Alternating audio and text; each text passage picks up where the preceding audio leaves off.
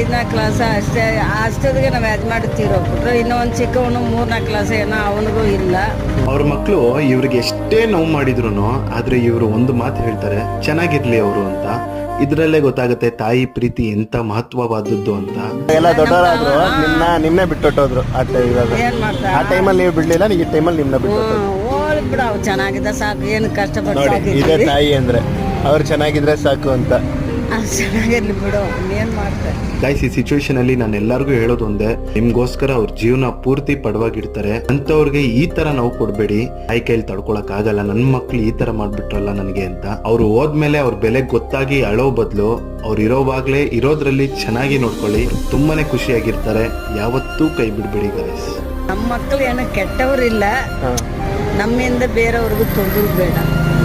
ನಮ್ಮ ಜೀವನ ನಾವೇ ನಡೆಸ್ಕೊಳ್ಳೋಣ ಅಷ್ಟೇ. ಇವ್ರು ಇದಲ್ದಿರ 2 ಮನೆ